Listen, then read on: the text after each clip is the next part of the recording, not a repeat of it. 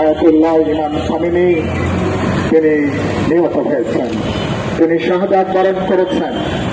আমরা তার প্রতি শ্রদ্ধা জানাই, তার স্মৃতির প্রতি আমরা আমাদের সম্মান জ্ঞাপন করি।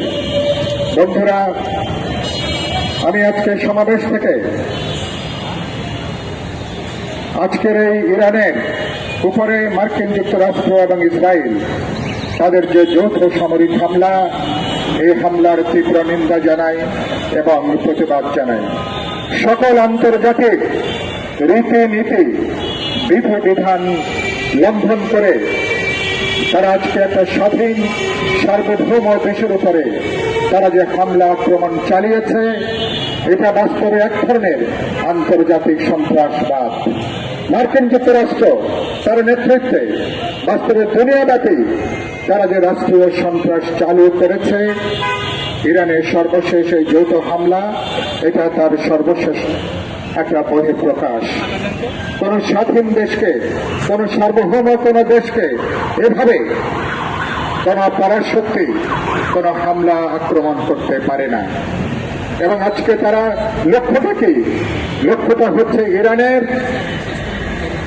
সেখানে সরকারকে পরিবর্তন করানো। তারা এটার নাম দিয়েছে রেজিম চেঞ্জ করা। তোমরা সরকার পরিবর্তনের কে? তোমরা ইরানের মানুষ নির্ধারণ করবে ইরানে কারা দেশ চালাবে, কারা সরকার পরিচালনা করবে। তোমরা আটলান্টিক মহাসাগর পার হয়ে এবং সেখানে প্রায় 8,500 কিলোমিটার পার হয়ে এটা স্বাধীন সার্বভৌম দেশের উপরে হামলা আক্রমণ, এটা গোটা আন্তর্জাতিক সম্প্রদায়কে বাস্তবে বুড়ো আঙ্গুল দেখানোর শামিল। এবং আমরা ইতিমধ্যে লক্ষ্য করেছি তারা এখনো পর্যন্ত হামলা আক্রমণ তারা অব্যাহত রেখেছে। কারণটা হচ্ছে তারা বলবার চেষ্টা করছে ইরানের পরমাণু যে শক্তি, সেই শক্তিকে তারা দুর্বল করতে চায়। ইরানের পারমাণবিক স্থাপনাগুলোকে তারা লক্ষ্যবস্তু হিসাবে তারা নির্ধারণ করেছে। আমরা পরিষ্কার করে বলতে চাই, ইরান বারবার ঘোষণা দিয়েছে শান্তিপূর্ণ উদ্দেশ্যেই তারা পারমাণবিক স্থাপনা তারা তৈরি করেছে।